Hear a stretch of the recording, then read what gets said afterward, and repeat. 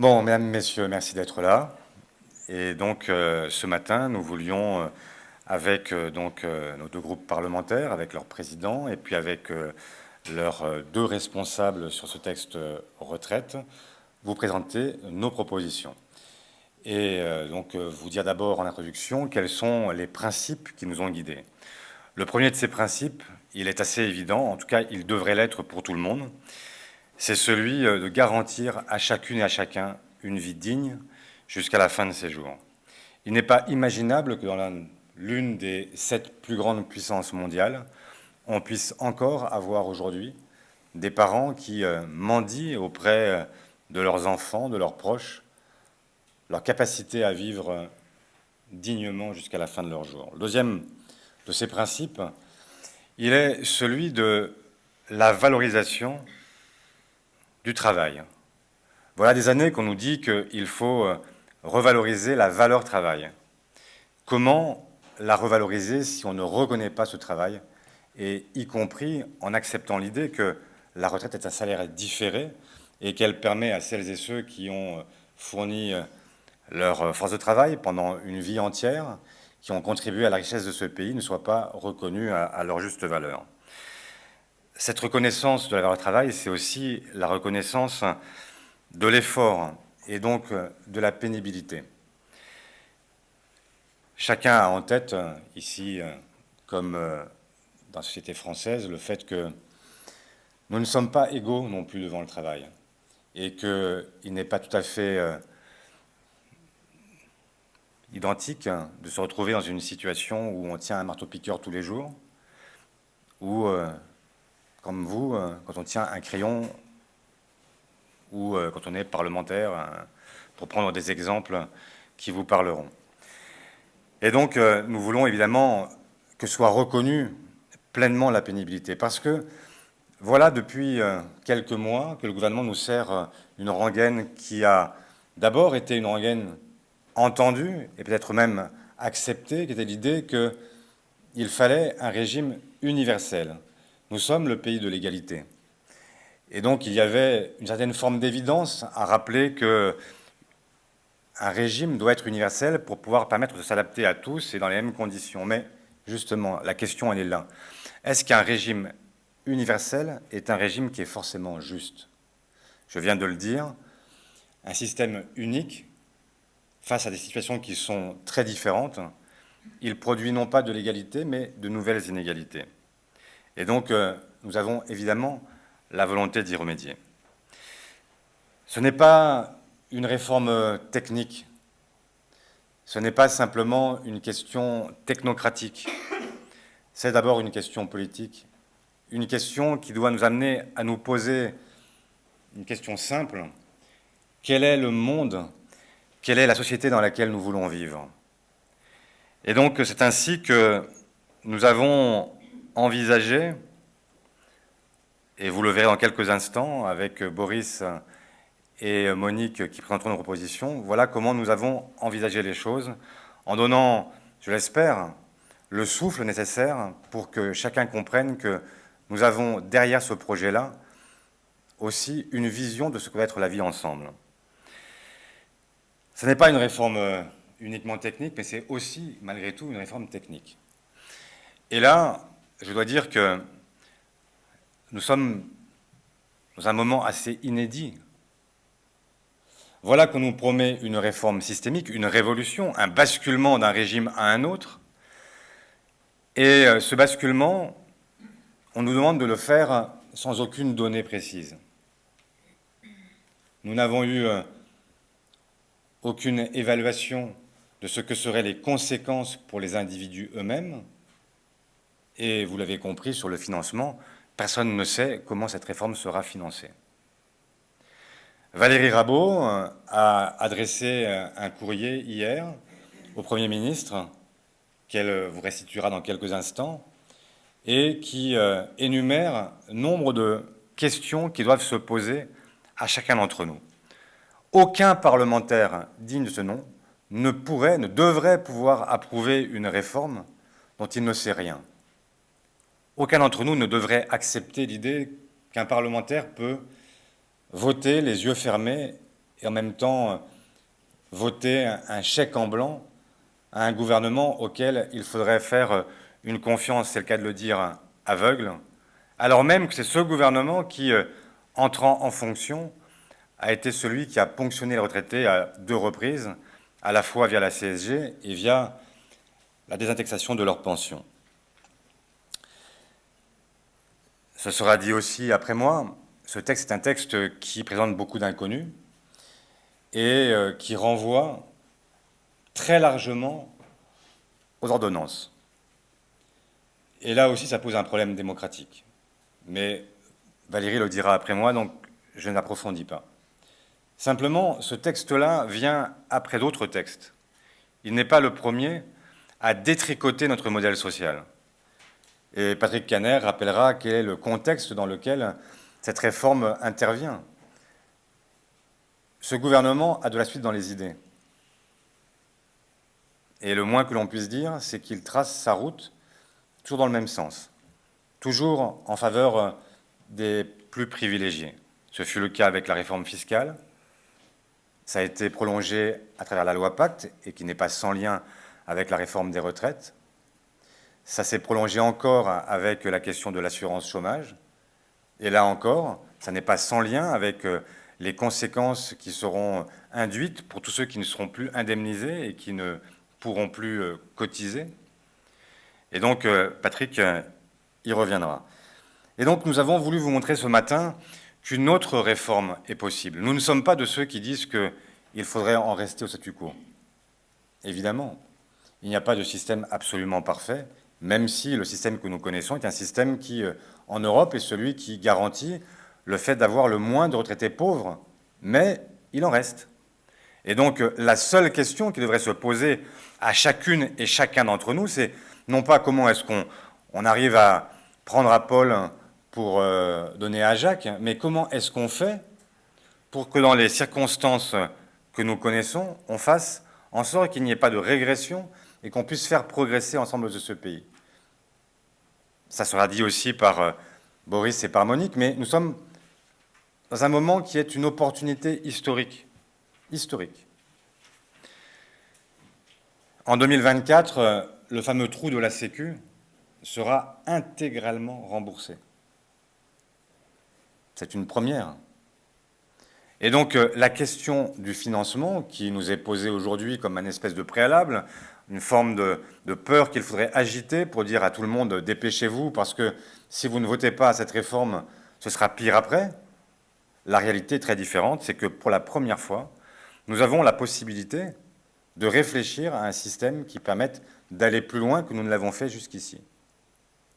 Ce que je dis là n'est pas la parole d'un premier secrétaire qui serait totalement happé par ses propres convictions. Je le dis parce que tout simplement, ce furent les phrases du président de la République quand il n'était encore que candidat. Et je vous renvoie à toutes ces déclarations où, à l'époque, il expliquait assez simplement que nous étions effectivement pour la première fois dans une situation où il n'y avait plus besoin de se poser la question des lendemains. Cette question-là, elle a été réglée précédemment par le quinquennat de François Hollande et avec la réforme Touraine. Et donc, cette opportunité historique, il faut la saisir. Et nous sommes prêts à la saisir. Et donc, ce matin, nous allons ouvrir la voie à une autre réforme, à une autre voie, celle d'une réforme juste. Merci. Valérie. Bonjour à toutes et à tous et bonne année à celles et ceux que je n'avais pas encore vus depuis ce 1er janvier. Comme l'a rappelé Olivier, nous avons à plusieurs reprises questionné le Premier ministre, tout simplement parce que les retraites, c'est un quart des dépenses publiques de notre pays. C'est 325 milliards d'euros, donc un quart des dépenses publiques. Et vouloir entamer une réforme où on fait un big bang du système sans donner le moindre chiffre, on estime que c'est irresponsable en termes de gestion des finances publiques et irresponsable vis-à-vis de nos concitoyens qui ont le droit de savoir ce qui va les attendre avec ce nouveau système. Aujourd'hui, les Français savent ce qu'ils auront à la retraite. C'est juste, ou plus ou moins juste, Mais ils savent le montant qu'ils auront à leur retraite. Quand vous faites votre décompte et que vous allez sur les sites Internet, vous savez de manière plus ou moins précise ce que vous allez avoir. Avec le système qui est enclenché, on voit bien qu'à ce stade, on ne sait même pas comment il va fonctionner, mais ça va être le rôle du débat parlementaire, c'est ce que vous allez peut-être me dire. N'empêche qu'aujourd'hui, faire une réforme où vous ne mettez pas le moindre chiffre, c'est quand même du jamais vu dans l'histoire de notre pays. Donc c'est pour ça que j'ai adressé un courrier au Premier ministre avec des questions extrêmement précises. J'ai même dit que vaut la valeur de grand X en lui posant l'équation. Bon, je pense qu'il a quelques matheux dans ses équipes qui sauront savoir qu'il faut résoudre l'équation. Je ne sais pas s'il y aura une réponse ou pas, mais en tout cas, la question est posée comme ça. Il est vrai que c'est peut-être un peu inhabituel d'adresser ce genre de courrier à un Premier ministre, mais face aux non-réponses que nous n'avons pas eues et que les autres groupes qui ont aussi posé de nombreuses questions lors des questions au gouvernement n'ont pas eues, il est quand même urgent qu'on puisse mettre des chiffres sur la table. On ne peut pas faire un bing-bang sur le quart des dépenses publiques de la France et ne pas donner le moindre chiffre. Ça, c'est absolument inacceptable. Le deuxième point que nous soulevons dans ce courrier, c'est l'idée que le Premier ministre, le 11 décembre, avait pris des engagements, mais qui ne se retrouvent pas tous dans le projet de loi tel que nous l'avons récupéré, qui a été remis aux partenaires sociaux et adressé au Conseil d'État. Donc je vais vous en citer une seule, c'est sur la valeur du point, puisque si vous avez un portefeuille retraite avec 1000 points et que la valeur bouge, c'est sûr que votre pouvoir d'achat pourra être largement amputé. Donc le Premier ministre avait dit que que l'objectif final était que le point suive la valeur de l'évolution des salaires, eh bien, je vais vous lire ce qui est écrit dans le projet de loi, qui va peut-être changer, mais en tout cas, c'est ce qui est écrit aujourd'hui. Il dit que la valeur du point sera revalorisée avec l'évolution des salaires, bon, ça très bien, et, je cite, « sauf c'est une délibération du Conseil d'administration de la Caisse nationale de retraite universelle approuvée par décret détermine un taux différent ». Ça, c'est ce qui est écrit dans le projet de loi. Donc la garantie sur la valeur du point, il n'y en a pas. En tout cas, à ce stade, des projets qui ont été remis en tout cas, au Conseil d'État. Deuxième point, avant-dernier point que je voulais évoquer, c'est la question des ordonnances. Olivier l'a dit. Donc nous avons fait un peu de recherche archéologique parlementaire. La réforme Fillon, 0 ordonnance en 2010.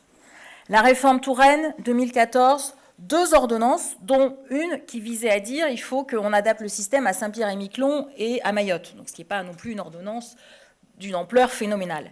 Ce texte-là, un tiers des articles sont des ordonnances. C'est du jamais vu dans l'histoire de notre pays. Donc si nous sommes méfiants, c'est parce que nous avons évidemment des raisons de l'être, et je vais vous donner un dernier chiffre. Ce matin, l'INSEE a sorti ce qu'a été l'inflation au cours des 12 derniers mois. Ça ressort à 1,5%. Le gouvernement avait tablé sur 1 point. 1% d'inflation, finalement, c'est 1,5. Donc pour les retraités de France, si vous avez qui ont vu leur retraite revalorisée à 0,3%, ils ont perdu, je ne parle même pas de la CSG, de tout ce qu'ils ont été ponctionnés, ils ont perdu sur l'année 2019 1,2 points de pouvoir d'achat. Si vous prenez un retraité à 1 000 € net par mois, puisque c'est la cible minimale que veut atteindre le gouvernement, ce retraité a perdu 144 € de pouvoir d'achat en 2019. Un retraité à 2 000 € par mois a perdu 288 € de pouvoir d'achat en 2019. Ça, c'est la réalité. Donc on voit bien que le gouvernement fait les poches des retraités.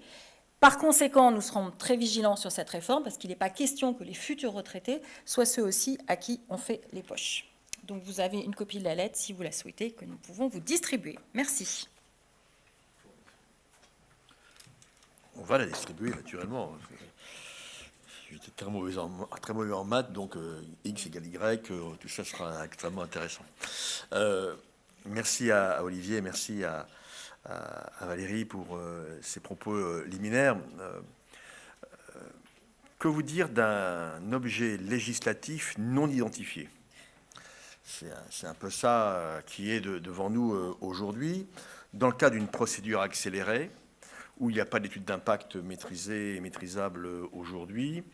Donc, on emploie les mots d'improvisation, d'impréparation, de navigation à vue, de confusion, de cynisme sûrement, avec l'affaire de l'âge pivot, qui était peut-être simplement une démarche tactique pour ramener tel ou tel syndicat dans le giron. En tout cas, un objet législatif non identifié, qui est un immense gâchis, 2 ans de travail pour rien, finalement, puisqu'il faut reprendre tout à zéro, malgré toutes les annonces qui avaient été faites à l'époque par le haut-commissaire, M. Delevoye. Dans ce cadre, tu l'as rappelé, Valérie, 14% du produit intérieur brut, ça ne se gère pas avec une procédure accélérée. Ça se gère avec du temps laissé aux parlementaires pour travailler correctement dans le cadre des missions qui sont les leurs. Et puis surtout, il y a une accroche médiatique qui laisse entendre finalement que les retraités sont une charge dans notre pays. Fondamentalement, c'est ça qui... voilà, je présentais un dessin de Charb, pour qui j'ai une pensée amicale, dans une émission de télévision hier soir, où on voyait en fait le meilleur moyen pour sauver les retraites, c'est de tuer un retraité, quoi. Modèle Charb, hein, vous imaginez bien, donc un peu provocateur. Mais finalement, on dit aux Français qui sont aujourd'hui en retraite, donc c'est quand même 15 millions de nos concitoyens, que finalement ils sont une charge, alors que nous considérons que l'évolution de la société devrait amener non pas à consacrer 14% du produit intérieur brut, mais plus, autant que de besoin, si on considère que nous sommes une société moderne, respectueuse de l'évolution démographique. Et donc, ce gouvernement, depuis 2 ans et demi, est en train de, tu l'as dit, monsieur le Premier secrétaire, Olivier, est en train de débiter, pas à pas, le modèle social français qui est le nôtre. Et je rappellerai d'ailleurs, dans ce cadre, qu'un sondage récent de l'IFOP paru dans un grand journal qui paraît lui-même le dimanche rappelait les 3 priorités absolues des Français, à savoir le pouvoir d'achat, deuxième priorité, la garantie des retraites, troisième priorité, la lutte contre les inégalités. Donc 3 priorités à caractère social. Ce qui veut dire que depuis 2 ans et demi, ce gouvernement a créé un climat anxiogène dans notre pays sur ces sujets. Je voudrais vous rappeler quand même la litanie des mesures antisociales qui ont été prises depuis 2 ans et demi. Ça a commencé naturellement avec la baisse de l'APL, les fameux 5 €, la connerie, pour reprendre l'expression châtiée du président de la République, voilà, qui utilise, vous savez, régulièrement quelques images en la matière. Je vous rappelle qu'une nouvelle réforme est prévue. Elle a été procrastinée une nouvelle fois. Elle devait intervenir au 1er janvier. Elle est décalée en avril, peut-être plus loin, mais elle visera à abaisser le pouvoir d'achat au travers de l'APL des personnes les plus modestes. Ce sont les ordonnances travail qui ont été adoptées dans les conditions que vous savez et qui devraient, je pense, alerter les syndicats dits réformistes sur la conférence de financement qui est aujourd'hui lancée. Ce sont les contrats aidés qui ont été sabotés, sabordés et qui aujourd'hui aboutissent à ce que le monde associatif se trouve en grande difficulté, quelles que soient les annonces et les saillies qui sont lancées comme cela en disant mais tout va bien pour le monde associatif, ce qui est faux. Je n'oublie pas naturellement le nouveau système d'assurance chômage qui va plonger 3-4 millions de Français dans une trappe à pauvreté et on pourra le constater très rapidement dans les chiffres des organismes de statistiques. Je n'oublie pas non plus l'absence totale de hausse du pouvoir d'achat. Pas de coup de pouce au SMIC au 1er janvier.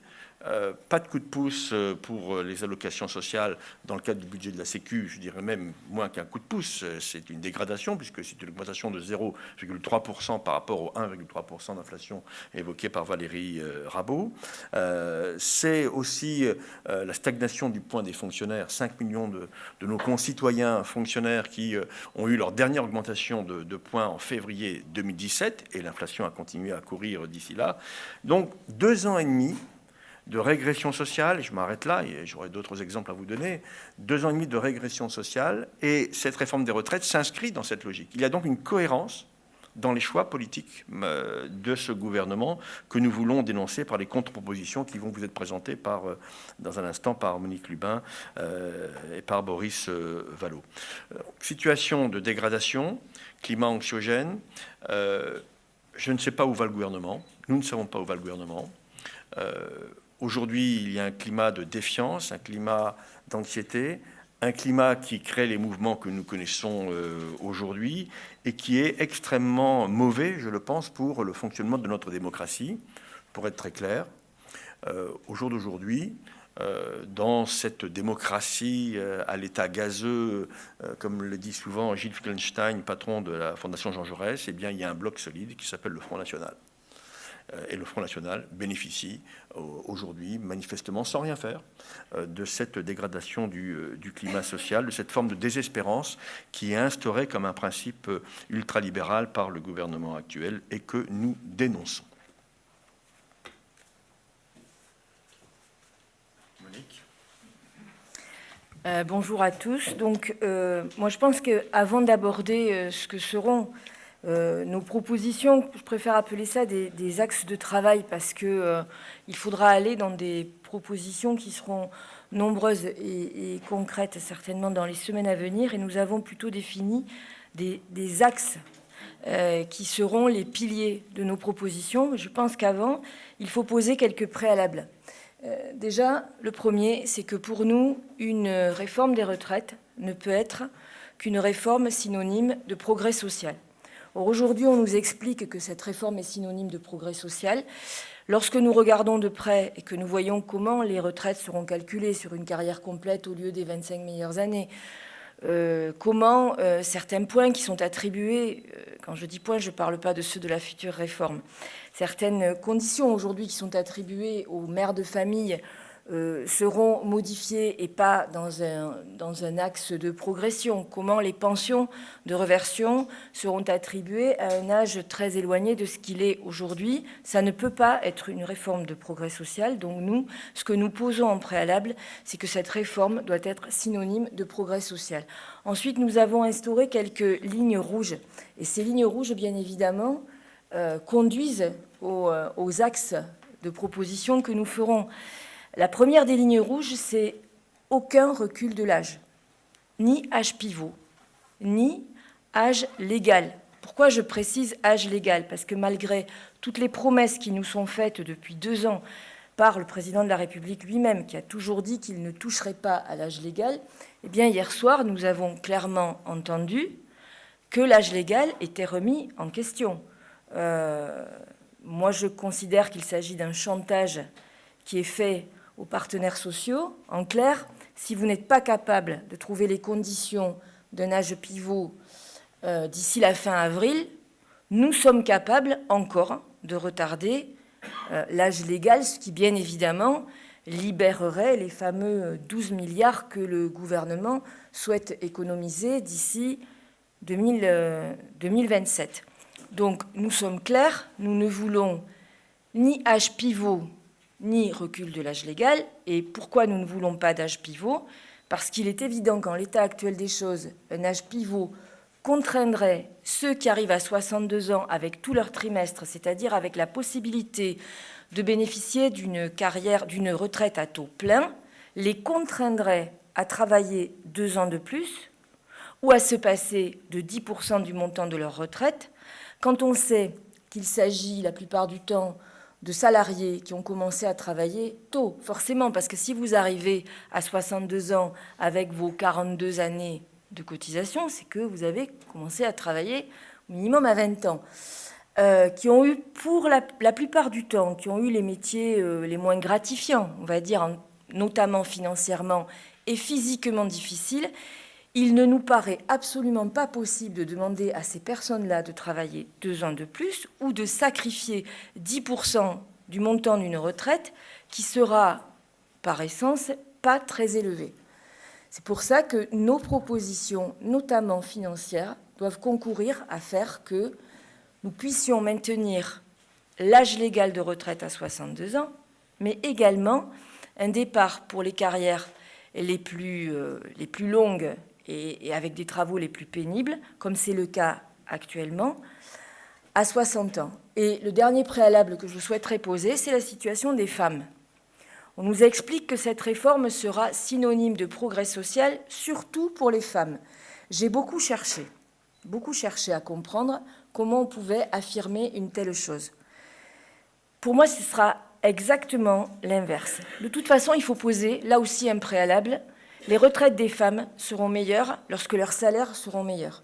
Lorsque l'égalité femmes-hommes en matière salariale sera enfin respectée, les retraites des femmes seront égales à celles des hommes. Tout le reste, tout ce qu'on peut nous raconter, ça n'est que de la petite histoire. Tout le dispositif législatif existe. Il suffit, j'ai envie de dire, aujourd'hui, de faire appliquer les lois pour que ces 25% d'écart n'existent plus. Et ensuite, nous aurons les retraites qui iront bien avec. Ensuite, pour ce qui concerne les femmes, on nous explique également que la fin des bonifications, et là, je souhaite d'ailleurs dire qu'on nous parle souvent de mères de famille, mais on nomme pas les mères de famille, on nomme des femmes. Bon, il y a les femmes et il y a les mères de famille. Il n'est pas nécessairement obligé d'être mère de famille pour être une femme, n'est-ce pas, à part entière. Et donc, moi, j'aimerais qu'on parle des femmes et des mères de famille. Donc, pour les femmes, je viens de dire égalité salariale. Et pour les mères de famille, absolument pas question, à notre sens, de revenir sur les bonifications qui sont attribuées en termes de trimestres actuellement, qui sont de 8 trimestres par enfant, parce que c'est souvent ce qui permet d'avoir une carrière pleine. Et ensuite, et là je parle des femmes et des hommes, mais majoritairement des femmes, maintenir bien évidemment l'âge du versement d'une reversion à 55 ans. Il n'est pas possible aujourd'hui d'imaginer qu'une reversion ne pourra être versée qu'à l'âge de 62 ou 64 ans. Ça serait un recul assez extraordinaire.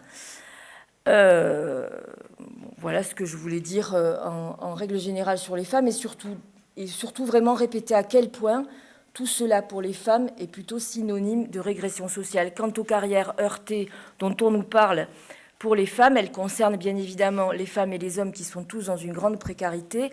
Et là aussi, nous avons quelques propositions à faire pour que les premières heures travaillées puissent générer elles aussi des droits au chômage et qu'on ne soit pas obligé d'attendre 150 heures, des droits à la retraite et qu'on ne soit pas obligé d'attendre 150 heures pour générer des droits à retraite. Voilà, je pense que j'ai dit l'essentiel sur nos préalables qui conduisent bien évidemment à notre vision des choses pour l'avenir. Et là, je vais laisser la parole à Boris.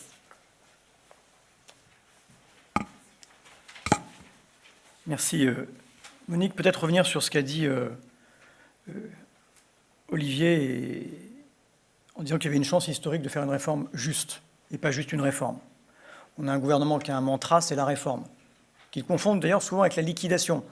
C'est sans doute le propre des formations politiques qui n'ont pas d'histoire, pas de mémoire, que de penser que le monde naît avec eux. Avant eux, il n'y avait pas d'avant, mais la question qui se pose à nous aujourd'hui, c'est de savoir si après eux, il y aura un après, ou alors si l'après ne sera pas calamiteux. Il y a une chance historique, parce que quoi qu'on pense au fond des réformes qui ont été conduites, aujourd'hui, nous avons un système qui n'est pas menacé sur le plan financier et qui offre une occasion historique de penser une réforme des retraites qui ne soit pas, au premier chef, guidée par des considérations d'économie. Et c'est pour ça qu'il y a dans la posture du gouvernement un mensonge patent s'agissant du déficit qu'il nous faudrait combler immédiatement. Si, comme je ne doute pas que vous l'ayez fait, vous avez lu le rapport du corps, et Monique Lubin, qui est membre du corps, l'a fait avec beaucoup de minutie. Le déficit qui est constaté, il se fonde sur des hypothèses de travail qui sont données par le gouvernement. Et de quoi est constitué, avec différentes hypothèses de croissance notamment, ce déficit? Il est constitué de la non-compensation des exonérations de cotisations sociales consenties par le gouvernement sur les heures supplémentaires et sur la prime exceptionnelle, plusieurs milliards. Il est constitué des conséquences de la réforme de l'assurance chômage. Moins de chômeurs indemnisés, c'est moins de versement de l'UNEDIC à la branche vieillesse. Il est constitué du maintien du gel du point d'indice des fonctionnaires et de la suppression annoncée de dizaines de milliers de fonctionnaires, ainsi qu'en a décidé le gouvernement. Le gouvernement crée un trou et puis il lève les bras au ciel, il y a un trou. Mais nul ne peut se prévaloir de ses propres turpitudes. Et donc nous plaidons pour une réforme qui soit essentiellement guidée par des considérations de justice, de dignité et par un souci de prévention. Parce que la retraite, et vous le savez, c'est une évidence, le reflet de la carrière. Et on se construit la meilleure des retraites dans la meilleure des carrières. C'est pour ça qu'il y a un lien évident entre ce que le gouvernement a accompli, comme l'a rappelé Patrick Kanner tout à l'heure, depuis le début du mandat, et la réforme des retraites. Comment pourrait-on, par exemple, imaginer une réforme des retraites qui ne remettrait pas fondamentalement en question la réforme de l'assurance chômage? Dès lors que les périodes de chômage non indemnisées ne donneront pas lieu à des points, dès lors que les modalités de calcul de la retraite pour les chômeurs indemnisés ne se fera plus sur la base du dernier salaire avant la période de chômage, mais en fonction de l'allocation, dès lors qu'avec l'âge pivot, les seniors, dont vous savez que sur la tranche d'âge 55-64 ans, plus d'un sur deux n'est pas en emploi, eh bien ceux-là auront à choisir entre la décote de leur retraite d'environ 10% ou le maintien au chômage. Voilà quand même ce qui est proposé par le gouvernement. Alors nous, quand on dit que nous voulons une réforme juste, on met un sujet en son cœur, c'est la question de la pénibilité. La question de la pénibilité, elle avait d'une certaine manière déjà commandé la réforme à 60 ans de François Mitterrand. Nous ne sommes pas tous égaux face à l'espérance de vie, nous ne sommes pas tous égaux face à l'espérance de vie en bonne santé, et donc nous ne sommes pas tous égaux face au temps que nous allons passer à la retraite. Et si on ne prend pas sérieusement en question la question de la pénibilité, on ne peut pas dire qu'un euro cotisé ouvrira les mêmes droits, ce serait un mensonge. Et dans la proposition du gouvernement, en réalité, ceux qui mourront les plus tôt financeront la retraite de ceux qui mourront les plus tard. Drôle de conception de la justice. Il y a 13 ans d'écart d'espérance de vie entre les 5% de Français les plus riches et les 5% de Français les plus pauvres. Il y a, quand vous arrivez à 60 ans, 10 ans d'écart d'espérance de vie entre un ouvrier et un cadre. Je vous rappelle que le gouvernement a eu comme premier acte de mettre par terre le compte personnel de prévention de la pénibilité. Il lui a substitué un régime de réparation très partiel. Il a supprimé 4 critères qui étaient des critères pertinents: port de charge lourd, vibration, exposition aux produits chimiques et gestes répétitifs. Et ce faisant, et rien dans cette réforme ne vient le changer, il en a exclu l'ensemble des ouvriers du bâtiment. Comme si ça n'était pas pénible que d'être charpentier. Il en a exclu l'essentiel des ouvriers de l'industrie, en particulier ceux qui sont exposés aux produits chimiques alors qu'il y a une prévalence des cancers qui est manifeste. Il en a exclu les caissières. Et aujourd'hui, il a le mot de pénibilité à la bouche, mais quand on regarde effectivement ce qui se passe, il va traiter mieux les aiguilleurs du ciel que les infirmières et les sages-femmes. Donc nous, on veut un système, et c'est notre première proposition, qui mette la pénibilité en son cœur, un système qui soit fondé sur la réintroduction de ces 4 critères, et nous voulons que s'engagent des discussions avec les partenaires sociaux sur les modalités de leur mise en œuvre, à la fois un système qui permette d'apprécier au niveau de la branche métier par métier, d'objectiver les critères de pénibilité, mais qui soit capable aussi d'être un système de prévention, qui implique les entreprises et les branches professionnelles. Parce que notre aspiration n'est pas seulement que les gens puissent partir plus tôt parce qu'ils ont le dos brisé. Nous voulons aussi augmenter l'espérance de vie tout court et l'espérance de vie en bonne santé en particulier. Voilà pourquoi nous voulons une implication des entreprises, y compris dans le financement de ce dispositif. La seconde chose qui nous préoccupe, c'est celle de la dignité des pensions. Il y a un sujet qui n'est pas évoqué par le gouvernement, c'est quel sera le taux de remplacement des retraites à horizon de 2040. On sait, et c'est un sujet qui se pose à nous, que les modalités de calcul actuelles, aggravées de ce qui va se passer dans la réforme du gouvernement, va conduire à ce qu'il y ait un décrochage du niveau de vie des retraités par rapport à celui des actifs. Et qu'on retrouvera au mieux la différence de niveau de vie qui était celui des années 80. Alors on peut considérer que ça n'était pas un progrès que d'améliorer la situation relative des retraités par rapport aux actifs depuis 40 ans. Nous voulons que, s'agissant des plus bas revenus, il y ait une règle d'or qui soit le maintien d'un niveau de vie paritaire et donc digne entre les actifs et les inactifs. Voilà pourquoi, pour nous, le minimum contributif, il doit être à 100% du SMIC. Avec ensuite une dégressivité qui peut être jusqu'à 2,5 SMIC. Ça, ce sont des choses que l'on peut étudier. Mais si on ne le fait pas, eh bien, on prend le parti que le niveau de vie des retraités, par rapport à celui des actifs, va baisser.